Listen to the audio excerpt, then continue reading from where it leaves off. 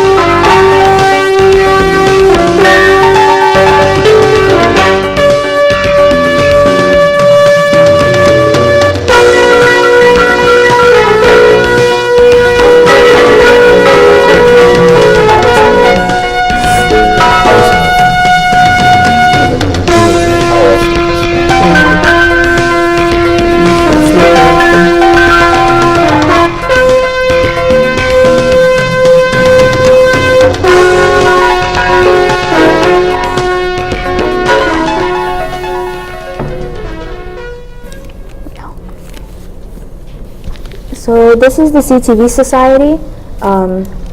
We have shows the first and third Wednesday of every month.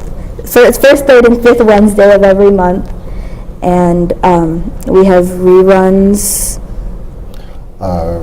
Every Tuesday, 6 to 7 p.m. Yeah, every Tuesday, 6 to 7. And all of our shows are also on our YouTube channel. Today, we're going to do a little bit of a different show than we normally do. Normally, we kind of focus exclusively on politics. But today, we're going to talk a little bit about UFOs and how the whole alien thing and life on other planets is often covered up by government agencies, and how it's kind of, and how often there's a lot of evidence, but it just gets covered up and they pretend like it's not real. So my name's Lillian Beardsley, and I have a couple guests with me today. I have, to my immediate left is Bobby Gilbert, and then we have Mark Zapatowski on her left, and on the end we have Blue. So today we're going to talk about a wide variety of topics, most of them focusing on incidents where there's a lot of witnesses and really a lot of evidence, but just for some reason nobody wants to believe it. Does anybody have anything they want to start out with? That they want to stay on the topic? Well, mostly, like, why do they want to cover it up is kind of what I wanted to touch on. Is it really to keep us safe, or is it because they have all this advanced technology that they don't want us to know about? I think that's what it is. Yeah, it's a really good point. 70 years ago was the Roswell thing. And so there was a crash in Roswell in 1947 at a U.S. nuclear base. So it was the only nuclear bomber base that the U.S. had in New Mexico. The thing is that initially it was reported to the local paper, and the news went worldwide, and then they said it was just a weather balloon. However, the people in the town knew otherwise. They were all threatened with the end of their lives by government people if they talked about it, because people saw alien bodies, they saw a living alien, they saw alien wreckage, and there's a guy, astronaut, Edgar Mitchell, who actually grew up in the town, and he didn't actually witness these things themselves, but he knew the people in the town, and he knew the story, and so as far as he's concerned, it's an actual thing. Now, this was a guy who was an Apollo astronaut, and he has a lot to say about it, but that's one person that you could look up. Yeah, it seems kind of highly implausible that a whole town would all say, we saw all these things, and they're trying to cover it up, and why would the whole town all be in on it? This makes less sense for the whole town to be in on it. But I guess the point is, it was so long ago, it was 71 years ago. So an awful lot can be developed in 71 years in terms of reverse engineering this technology. So it's not entirely improbable that we could have much more advanced space flight and actually an entirely different space program at this point. And that, I mean, you realize we don't actually have a manned space program anymore. Supposedly, we can't even send people into orbit. We use the Russians. It all sounds very implausible to me. Yeah, that makes a lot of sense to where, 70 years is plenty of time to try and reverse engineer this technology and probably learn a lot about, you said they saw alien bodies and they saw a lot of wreckage. So there's a lot of wreckage. That's a lot of technology that can be integrated into into existing technologies we already have, and we could be more advanced than we ever thought we would. What if they are and we just don't know it? I thought that's what we were. Oh. Yes. That's what we were kind of implying. Oh, are they holding it back, or is it already integrated and we don't know? Partially integrated. I mean, we've something advanced else, so much in our computer technology, and how did that happen so quickly? Well, it could be something completely off the wall too. Like there's this group of enlightened masters that live in the Himalayas, and they impart knowledge to people like Nikola Tesla over the course of channeling different star structures. When I lived in Hawaii, we had a intentional community where a group of psychic people would get together and channel these people from a different star system. I don't know if you ever watched Psychic Detective on the History Channel, but these people, after the cops can't figure out where the people are in the bodies, and they call in the psychics, and they almost every time locate them somewhere. It's true. I mean, strangely enough, this is an actual phenomenon that psychics can locate bodies and pick up on what has actually happened. And the police somewhat routinely use these people across the country. And believe it or not, man is a suggestible creature. And if there was an advanced life form on our planet, it seems like they could talk us out of it, like Men in Black with that little wand. And what happened? See, we have a little blackout. To some extent, if you look in pop culture, don't they do that all the time with wild alien shows and whenever anything comes on that talks about UFOs, like seriously, they always kind of play it off as like a joke or a hoax, or that this is just silly, like why would anybody believe that? Yeah. Anybody above the age of 12 who still believes in aliens are often ridiculed and talked about to be ridiculous. There are intelligent sci-fi shows like Solaris, if you ever see that, but that was written by, I think, a Russian, and it's about we discover something on the fringe of our solar system, or way, way out into space. Looks like a planet to us, but as we orbit around it, our dreams start becoming realities. So George Clooney, he's dreaming of his ex-wife, and there she is on the spaceship with him, because the planet somehow was able to generate from his dreams the actual object of his desires physically. Now, if you get involved in like Aboriginal cultures, they say that most of our life is a dream time. We row the boats, but it's merrily down the stream. Life is but a dream. And then you look into your own psychology about how people deal with things that blow their minds, like alien cultures.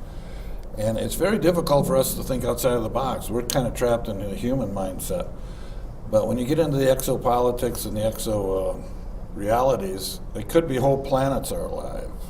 Yeah, I think that I think Americans in general, or Americans specifically, but humans in general, we kind of don't want to think we're special. Like, we kind of want to think, that we're different from everybody else out there. And we don't want to think that there's as intelligent or more intelligent life than us out there, because the American mindset is always we're very special, we're doing our own thing, nobody else is like us, and I think people are kind of loath to think that we're common. In Christianity, they have these seraphim and different advanced creatures that are like somehow between man and God in their minds. And that was the way we thought for hundreds of years in the West, was there were these angelic beings that would come down every once in a while from heaven and give us a little bit of insight into the realities of existence. And it doesn't sound that much different from contacting extraterrestrials. A lot of cultures and stories from old civilizations and religions all talk about getting wisdom from the sky, or their kings or gods being from the sky. A lot of things that they were, like a lot of the most intelligent things in their stories are always things that come down from the sky on a ball of fire, or come down from the sky on a boat made of metal. You know, things that to us we're like, oh, that sounds like UFOs, that sounds like aliens. But to other people, they're like, oh no, it was just magic, it's just a story, type of thing. They were just explaining UFOs in what words they knew. They didn't know spaceship, but to them it was a metal boat, Right. or a flaming shield, or whatever words that they used. Ezekiel's wheel, that's pretty close to a spaceship. It looks like the wheels within the wheels, and all the different sounds that it made, like roaring animals when it took off. Plus, to say nothing of the Vimanas from the Upanishads and all the ancient Hindu scriptures that deal with flying carpets and flying ships up in the sky, sky gods, sun gods. I mean, we look at people now like they're pharaohs. If they got enough money, people treat them like they're the pharaoh. You know that they. We have My Little Unicorn for some reason. My That wasn't actually called for.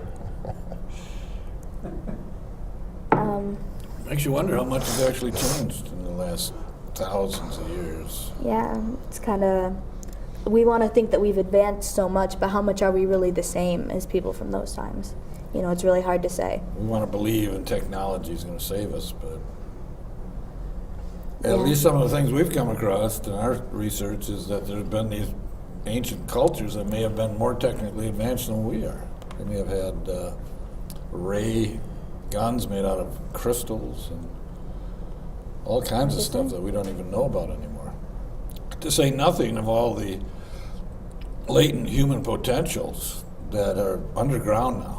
Our brain filters out so much of what man used to develop in skills of survival, smells and tastes and touches and, you know, hunches and connecting with the forest and things like that. We're all isolated in our hermetically sealed little, what do they call it? They clean your skin off? Sanitation nation. And so we've lost. I like to think that when one door opens, another door closes. So whatever it is that we think that we've gained, we may have lost in equal amount that we're no longer cognizant of. But there are people like Einstein who seem to transcend the time limitations of existence and think deep thoughts into things like the speed of light and our universe and the beginnings, the Big Bang, such as that. Yeah, kind of talking about how people get like restricted into thinking certain kinds of ways. I read this story about there was a college student who he walked into his class late, and on the board there was an equation, and he thought it was the homework. So he writes it down and he took it home. Yeah, it's really popular, but he writes it down and he takes it home, and since he wasn't there to hear the professor say that this was an impossible, unsolvable equation, he worked on it all day and all night until the next class came, and he solved it. He solved this impossible equation because he didn't have these preconceived notions that he couldn't solve it. No limitation. He thought about it in a completely outside way. And so a lot of times, you know, I think the way we're kind of structured and everything, we kind of lose that think outside of the box type of way to us that... Yeah. We get sold a intellectualization lifestyle as opposed to an intelligent lifestyle. Just because a person has an instant access to information does not make them intelligent. Nope. What makes you intelligent is what you do with the information, how you infuse it into a holistic scheme of reality. Yeah, I definitely, now that I know that I can look up anything at any time, I find myself not worrying about remembering or applying certain things anymore, because I'm like, oh, I can just look it up later. It doesn't really matter. You kind of focus less on building up a wealth of knowledge, and I don't know. But you kind of put those connections in your head nonetheless. Yeah. But you know that you don't have to remember the tiny details because all the details are Yeah, because instantly the accessible. flip side is that you also get access to more things than ever before. I can read about things that are happening in other countries. I don't have to rely on my local news outlets to decide what I get to know. I can look up anything. I don't have to sit and listen to what my teachers tell me I have to know. I can look up anything about anything. And but that does take a certain amount of initiative to care enough to look up, but it is an option. Well, the real kicker is the word education means to draw out, not to put more in. See, to draw out, at least this is an old idea from the Greeks, is that you're born with this immense knowledge and you lose your contact with it through your intellect strengthened with opinionated knowledge becomes the only barrier to the super consciousness that you have if you're like an idiot savant. Yeah, a lot of times I've seen, teachers who think that they're so right, sit there and argue a point with the student for a long, long time, and just because that they've decided that this is what they think is right, and doesn't matter what anybody else says, they're the teacher, they are older, they know. A lot of times when you get older, you get opinionated and you decide like this is what this is, and you don't really care what other people tell you because you're like, well, I know.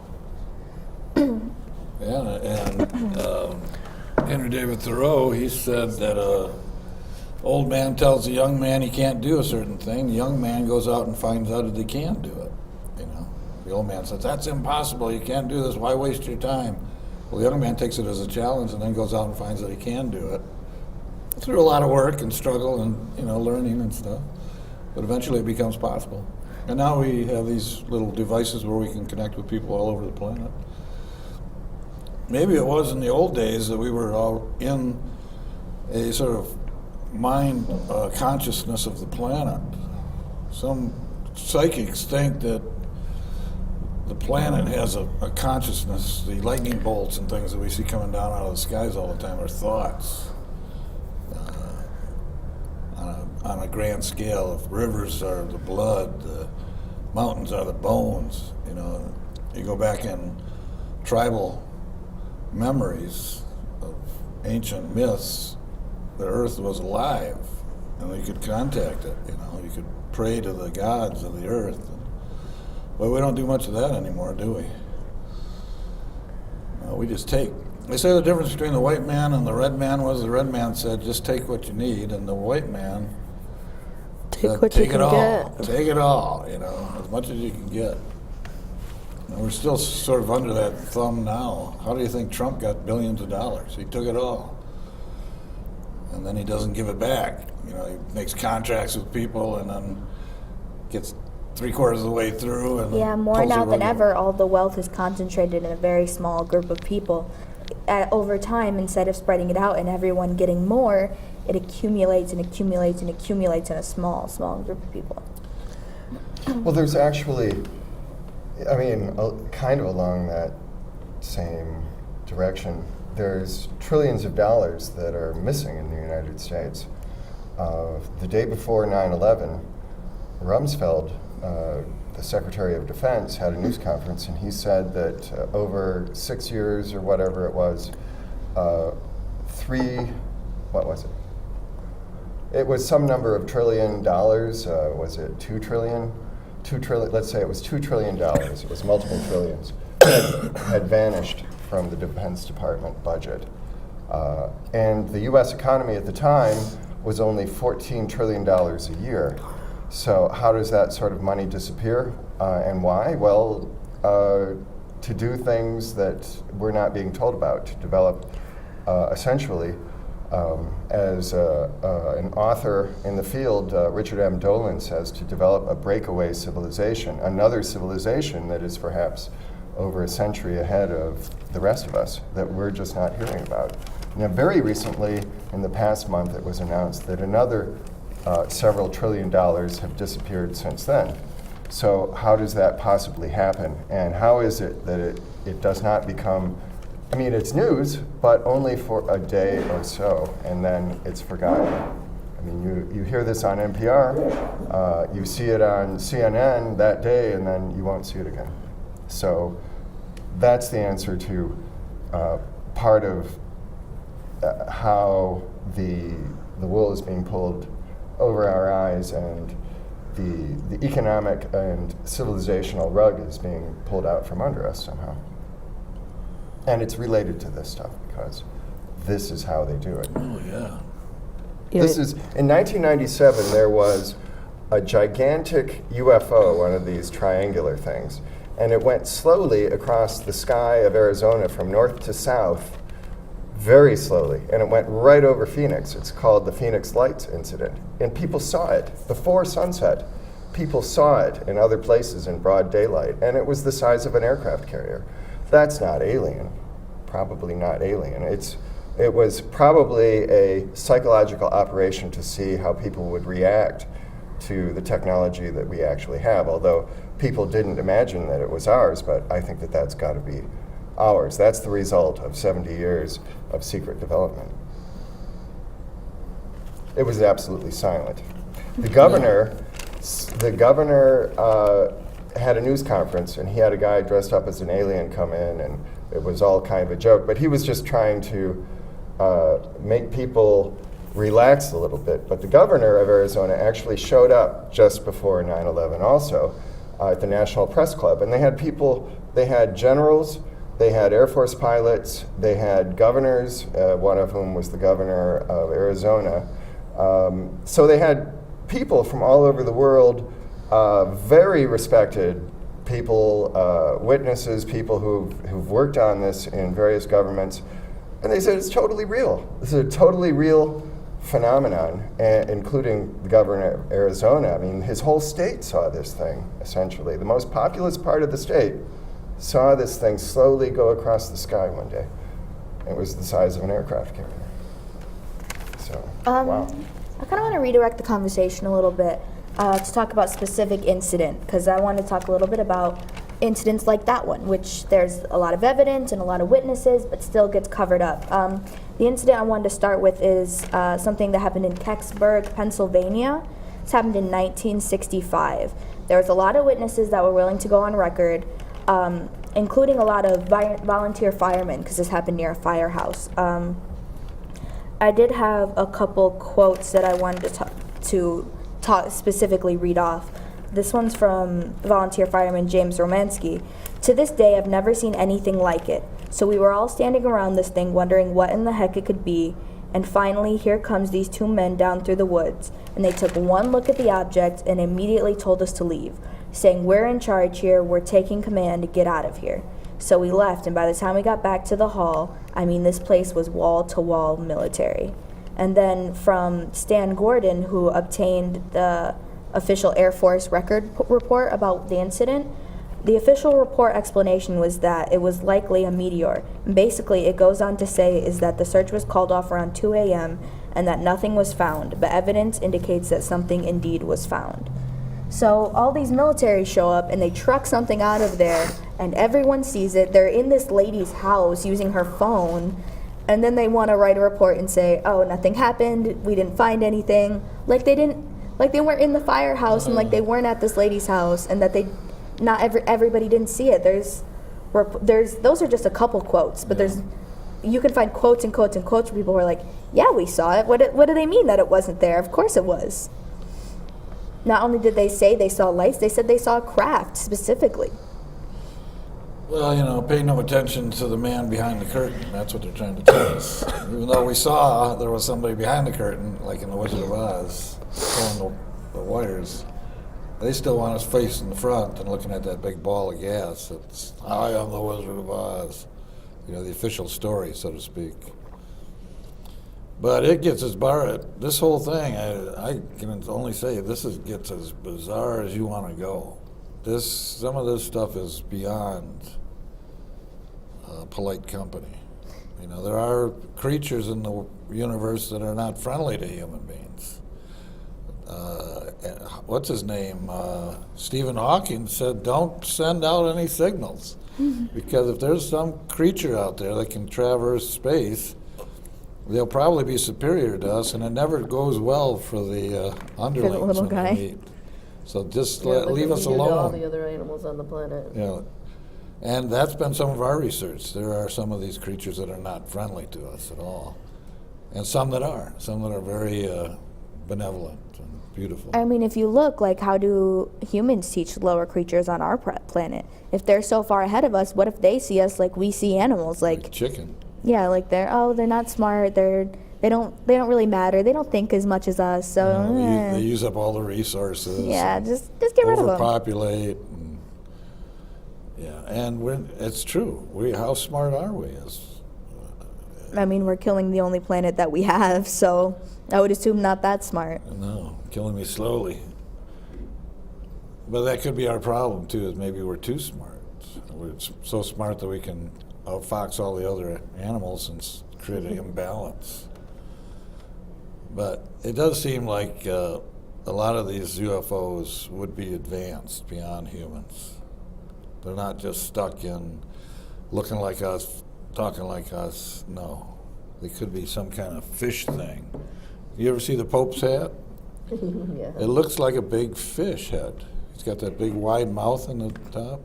And to some of our readings, this fish hat goes way back to the ancient Sumerians. One of their first gods from the sky was a fish god. Enki. And he came and they worshipped him with these fish hats, like the big fish head. And what's the symbol of the Jesus? Fish. The ichthys. Isn't it? Called an ichthys. Ichthyos. Yeah. And supposedly we came out of the ocean at some point, right? Yeah, they say all life started in the ocean, so yeah, that makes sense. There could be a planet out there that's completely water, and they never made it out of the ocean because there was no way to get out. I mean, yeah, it's impossible to say how life would have developed on other planets or what would have happened there. Because, I mean, there's stuff in our own oceans that we haven't figured out yet, let alone things that are happening on other planets. Every day they're discovering a new species. Most of them are kind of small at this point, but they're still discovering new stuff all the time. All the time. So who's to say what kind of stuff they're going to find on other planets? Because right now we're only kind of hopping to our adjacent planets and kind of looking around a little bit. We haven't really even explored that far. And what is intelligence anyway? Slime mold never makes a mistake when it goes from the nutrients. It never goes down the wrong channel in the maze. So we always run down and find it's a dead end, run back until it's a trial and error. But slime mold always goes to the most direct route, right to the nutrients. So where does intelligence lie anyway? Yeah, to you, it's all really subjective, you know. If you find the farmer, maybe he lives a really simple life, but he has everything that he wants, and he meets the super smart tech guy the tech guy is always, gambling it all on the next big thing. Mm-hmm. While conventionally they would say, oh, well, the tech billionaire is the smarter guy. You really, who really is smarter? The guy who lives simple and is happy, or the guy who wants to risk it all on every new thing? It's really very subjective to who's smarter and who's living better type thing. Different animals have different survival strategies. Some like to burrow into their hole, the hedgehogs, the groundhogs, all those guys, they like to go down, eat the roots underground, nobody bothering them. They do have their problems with ferrets and such, but other animals like the fox, they like to go long distances and travel all over, heck, find all kinds of different food. They don't just like to stick in their little cubicle or whatever. That whole Matrix movie was kind of like that. He was stuck in a hedgehog box in the beginning of the first movie, where he was working in all the cubicles. But he knew there was a splinter in his mind that he was really some other kind of creature. He was really a fox or something. They wanted to go out and explore. What is this splinter in my mind? What is this sense that... I think a lot of people kind of feel that way, feel kind of trapped and don't feel like they can expand or convert their life into something that they feel it's going to be. They feel kind of stuck in either by financial ties or family ties even, or even just because they're scared. They don't want to try something new, to where they always had a dream of traveling the world or trying out a new job or, you know, anything, but they've always never quite make it. You know, you always hear the people who are like, yeah, someday I'm going to save up money and I'm going to quit this job and I'm going to travel. Yeah. But then you go see them in 20 years and they're saying the same thing. They're saying, one day, one Right. day. Yeah, yeah, it's got to happen now. This a lot of the things we talk about have to happen in this immediate moment, because if we put them off to the future or wait for some authority to tell us what's going on, we won't be able to discover for ourselves. We can't rely on too many authority figures in this stuff. We have to keep your own abilities open to determine the BS from the legitimate stuff. Yeah, just that Kecksburg incident was just one of many. It was just one that I picked out of, there's hundreds of these incidents where people see these things and the authority comes and goes, no, what you saw isn't it? No. Thousands, You tens thought, of yeah, thousands, just millions. uncountable amounts of incidents where people see things and they experience things and then they're told by the authority, no, it was a meteor. No, it was a weather balloon. They're like, no, I know what I saw, but a lot of them do end up listening to the authority and they're like, yeah, it must have been a meteor. And a lot of times there's very few people who are like, no, I know. We all saw it. Why are you guys all agreeing that this is... Dr. Hynek, he's a good example of that, isn't he? J. Allen Hynek. He started out to debunk all the sightings. He's the guy that said the swamp gas in Ann Arbor. He was hired by the government to be their investigator, and the government let it be known that they wanted him to be so skeptical and to essentially debunk every incident. But eventually he stopped doing that. They got him off the program, and he became the number one advocate for the reality of these incidents rather than the debunker. I mean, like there was like a study done in psychology where they'd have a group of people and they would have different lines. One would be longer than the other. Well, this is a pretty famous study as well. And it would be very obvious which line was bigger.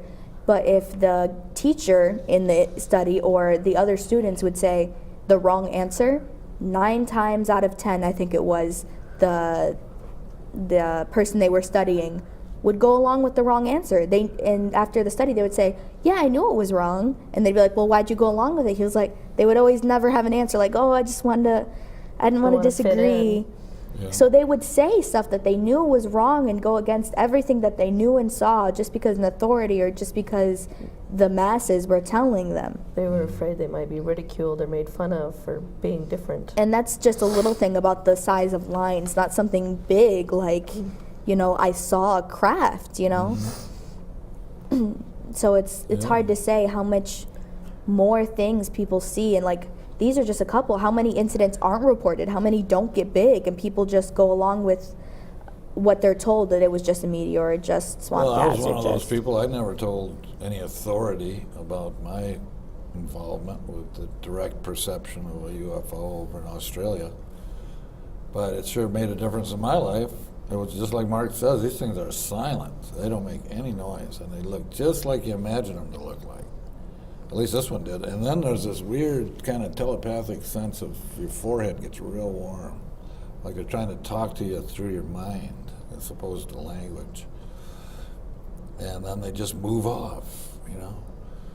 They don't even want to bother you or nothing. They don't even want to be discovered, and they're gone. And then you kind of come out of it. You're kind of like, ooh, what was that? You know, so it does happen and never gets reported, because who am I going to report that to?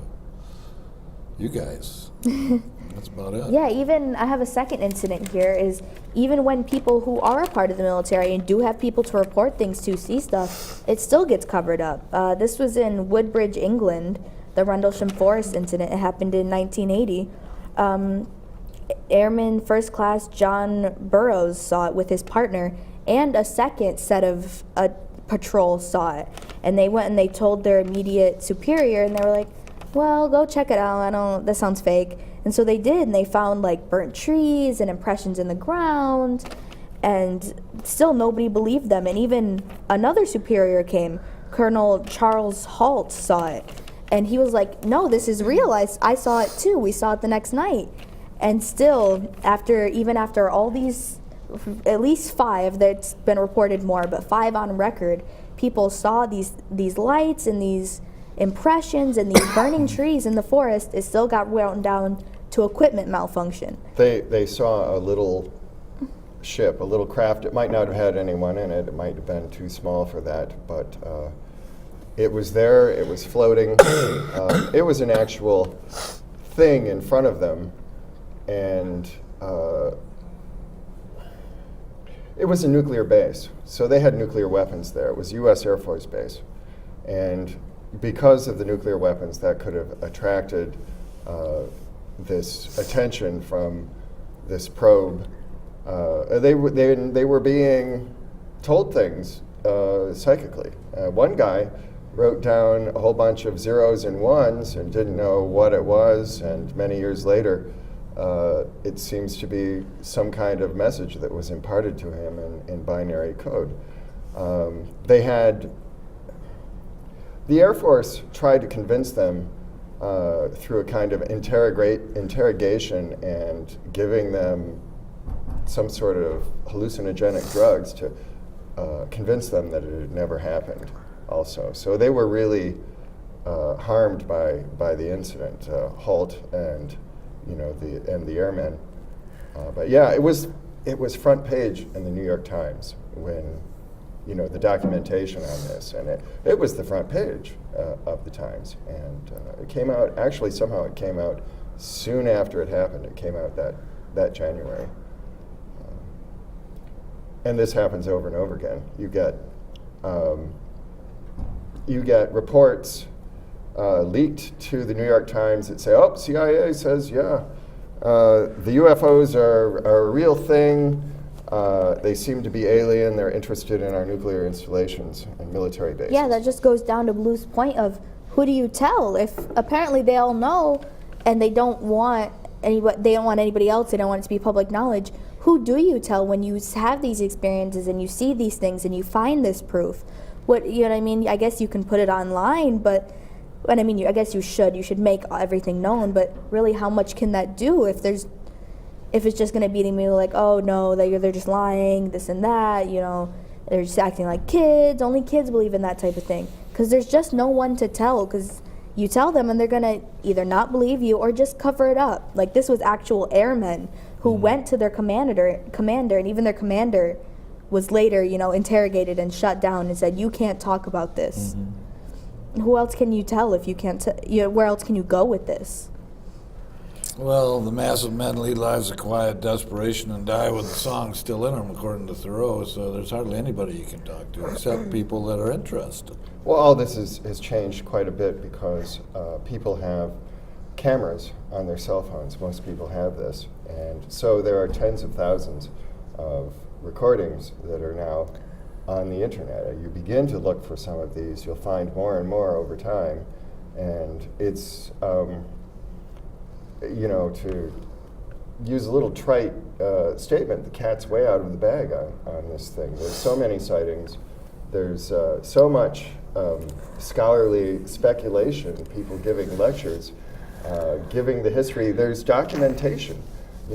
Through the Freedom of Information Act, there's documentation that essentially shows that the CIA was created in the wake of Roswell and other incidents to control this. This was considered the highest priority national security problem in the United States. And in 1952, UFOs were over the White House. There's photographs, even film, of the things over the White House, and it was on Washington radar. It was front page, in the Washington Post, and there's video of Truman saying, well, yeah, but we don't think they're a danger to national security. And he was asked a question. He says, well, I can tell you they're not from this world. Not from around here. And you have a Pentagon Air Force general gets down, maybe it was Army Air Corps even at the time still, but anyway, he's there at a press conference. He's saying no threat to national security. And then they bring out a scientist quote unquote scientist, and he said, well, they're probably like us. They're probably just scientists looking for, just peaceful investigation. But they were really afraid of this stuff. Oh, yeah. And if you look for these documents, you find documents and you find old videos, old press conferences. It used to be that they didn't debunk everything. It used to be it was a national discussion. But by the time you get to the 60s, you start moving into the deep debunking. Everything's debunking. After the Congress investigated a couple times and it was whitewashed, they moved further and further into, well, let's just sweep this away and cover it up and make it all a joke. Yeah. And you even had our Congressman Ford. He wanted to make it an investigation, what happened in Ann Arbor. There were all sorts of people in Ann Arbor at the dorms who saw a craft. And then they saw it again in Saline outside of Ann Arbor. And the people who saw it were told by government people, oh, you're just crazy. But Ford knew that these people weren't crazy, and he was making a stink about it.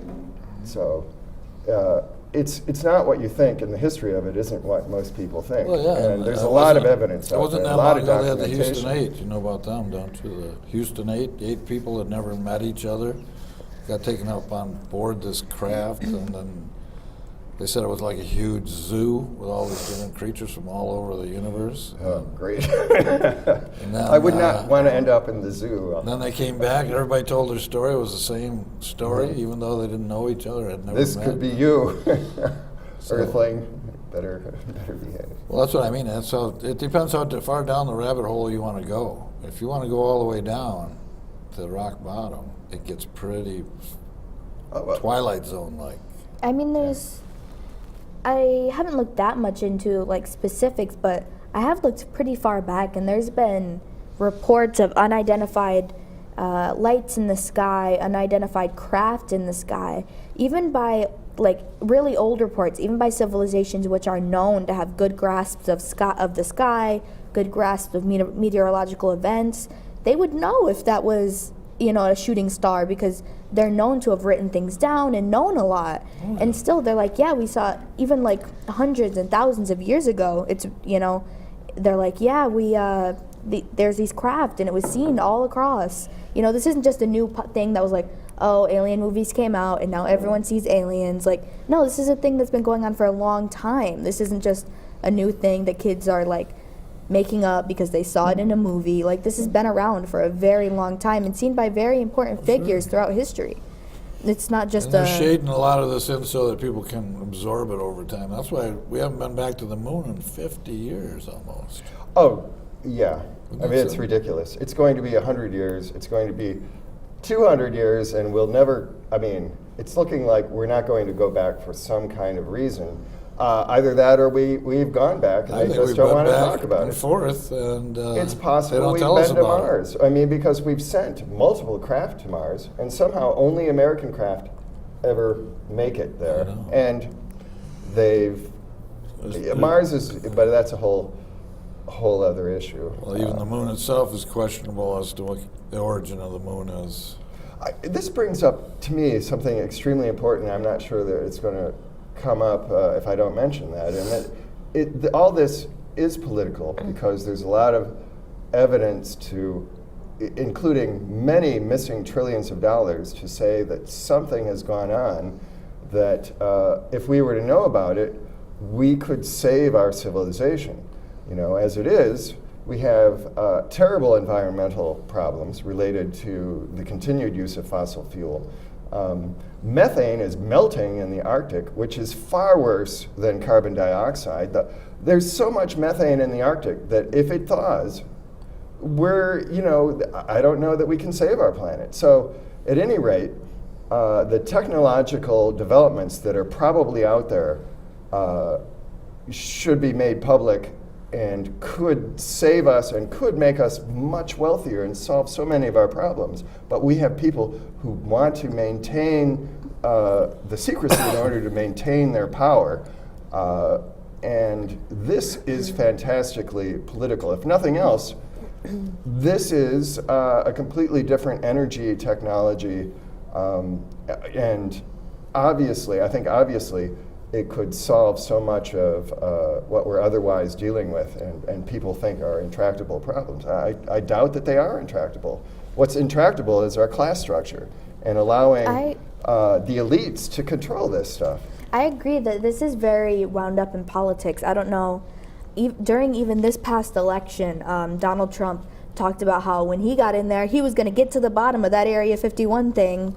He tweets all the time. Has anyone heard him bring that up since he was in office? No. He said that multiple times during multiple things, during multiple speeches, that he was going to find out about these aliens. He was going to find out about this Roswell. He was going to find out about these Area 51. Obama said he didn't have the security clearance for it. And people Bill went, Clinton, he's making a joke.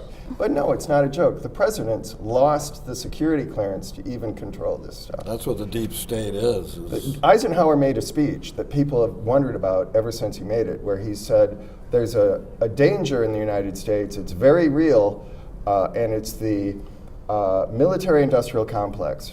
And people have said that what he was really talking about was people getting a hold of this alien stuff, this very high technology, and keeping it for themselves and keeping it away even from the ability of the government to handle it anymore. They say that Eisenhower couldn't even get together the committee that dealt with the alien stuff anymore because they said, it's beyond you, is what they were telling him.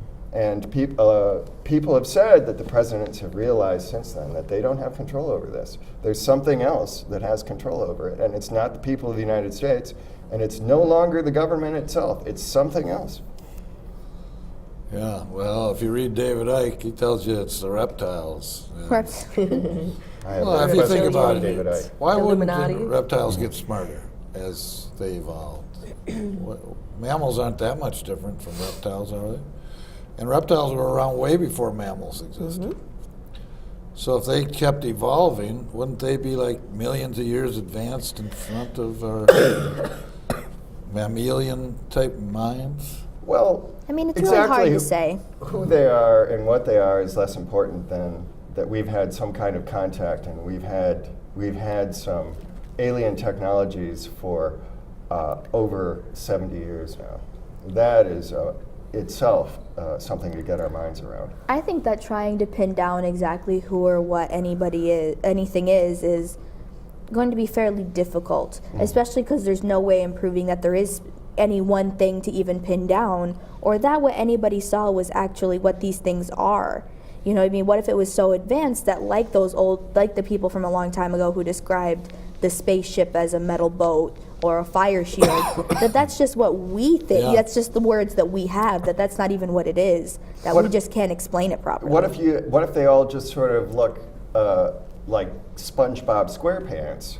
Wouldn't you, and they wanted to look scarier, they could look like, very evil reptilians. It look like some kind of virus thing, Yeah, so... Collective mind. I think it's hard to equate aliens and what they'll look like to things that we know and things that are familiar to us, because there's a good chance that they're going to be very different from anything that we have experienced before, because every planet is just in a completely different system and a completely different environment from us, that there's a very slim chance that they're going to be similar to things that we know.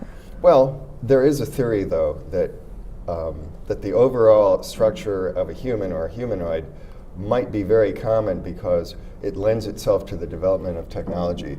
If you're a dolphin, what are you going to do? How are you going to build a spaceship? How are you going to start smelting iron? How are you possibly going to do that? You can't, because you don't have manipulatable stuff. You could do some things with your teeth and your beak, and you go, but you just can't do it. You can be extremely smart, but you Mark, won't you develop gotta think technology differently. as we think of it. Think of it more in a non-corporeal sense of free-floating intelligence, so that Psychic technology. it could be that the sun Perhaps. has these magnetic intelligences in it, because we have discovered that there are magnetic pools that seem to hold their shape over long periods of time. It could be that consciousness is not just limited to technology, but limited only by the depths of your imagination, to quote Einstein. The imagination is more important than knowledge. And so maybe, like in Hitchhiker's Guide to the Galaxy, they just take off. The dolphins. The dolphins. And we're finding out that a Thanks lot for of the the things fish. we thought, remember, Newton thought that we lived in a clockwork universe. Now we live in a more of a quantum mechanical universe where we can't pin down anything exactly anymore. Everything's probability theory. But one of the things they talk about is non-location, where we're involved in everything in the entire universe, potentially. So when I was in Hawaii, the Hawaiians they showed me in their heiau that they had this big rock where they would stand and transport themselves between that island and the stars. They would make these incredible journeys through their magic and understanding of intergalactic travel. And so we can't be held back just by the physical. If you think about your body, where is it exactly that intelligence lies inside your own body? Is it just a physical thing? Or is there some sort of active principle of intelligence?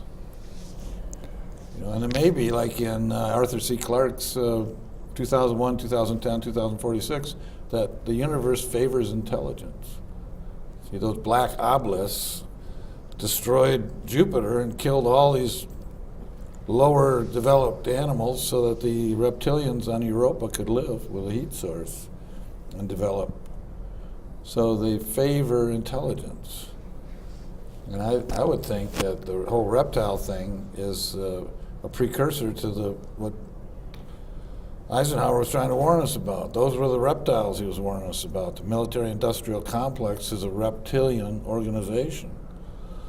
See, it takes people that can think outside of the war machine to advance society in a direction different. I don't know. than I think you don't even need outside alien involvement in the military-industrial complex for it to be scary, for it to be dangerous, for it to be something you need to watch out for. I think humans on their own have enough greed and want for power to go through all of this, to try and keep things under wraps and secret on their own. I mean, I think that while I'm not completely ruling out anything one way or the other, I'm saying that the deep state can be scary and dangerous on its own, and it doesn't always need that kind of higher, scarier reptilian from outer space. It can just be plain old humans who are just bad people who don't care about what's good for everyone else and really just want to gain more power and do more things for themselves. I don't know. Oh, sure. And they've been doing it for a long, long time, too, trying to protect their realities.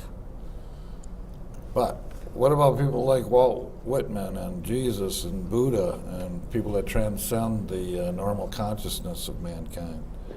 And if you ever read any of these Upanishads or the Bhagavad Gita, these guys trip off into these cosmic dimensions like Krishna and Arjuna, where so much of it is psychological as to what you can see and what you don't see. You take two exact events, two different people from two different cultures watching the exact same event, and they come up with two different reasons of what's going on there. See, Yeah, a lot of things have to come from your experiences and the way you approach things and the way you think about things and how open you really are to other experiences and other cultures. Being open to other experiences can help you understand and see a lot of things that other people might not see, kind of with all these experiences. Is if you were a really closed off person and you didn't really think the aliens were real and you never thought, so if you see something in the sky that looks suspicious, maybe you just glance up, look at it, and you go back to what you're doing. But if you have an open mind and you think about things, you look up and you see something, and maybe you are the person who takes your phone out, and maybe you are the person who gets like a nice video of this and can spread it around, instead of the person who just looks and like, oh, whatever. And I mean, that's like a smaller kind of version of what you're saying, but it's kind of a more, I don't know. It's a step in that direction, away from the reptile into the cosmic. And I think that's what eventually humans do. We're a lot like that star baby in 2001. We will probably transcend the human form at some point and either become cyborgs or some form of artificial intelligence. It's hard to really say that we need the meat machine in order to be intelligent. We could transcend the meat machine at some point. Aren't they kind of working on that with artificial intelligence? Yeah, absolutely. Yeah, I read something about. Sorry, I didn't mean to cut you off. I read something about who's to say that aliens are even coming themselves to our planets. I mean, us as a species, at least what we know about our space program, is that we're just sending robots. Right. So who's to know that what we're going to see is just robots, or what we have seen is just the robots, and that the real people are still back on their planet? Mm-hmm. Why would they travel light years and light years and light years when they can just send, robots or things to do it for them? Sure. There's even, I read that they could make robots so advanced that those robots can then replicate themselves. Absolutely. So they don't even have to be in control of it anymore. Don't even have to be, physically involved in the process. That they can study and explore and collect resources far beyond anything that they could do if they went on their own. DNA could be a mathematical algorithm, and we could all be holograms here. And there's probably a lot to that, because if you think about how your brain works, a lot of the images in your mind are holographic. When you start thinking of the pink elephants and tutus on a typewire, it's all in your mind, isn't it? You can see say a big green frog, then right there. In your mind, you see a big green frog, whether it's there or not. Right there. It could be that the planet is dreaming us, like the Aboriginals are saying. We're involved in the dream time of the larger creatures. Or even more bizarre than that, the whole butterfly effect thing.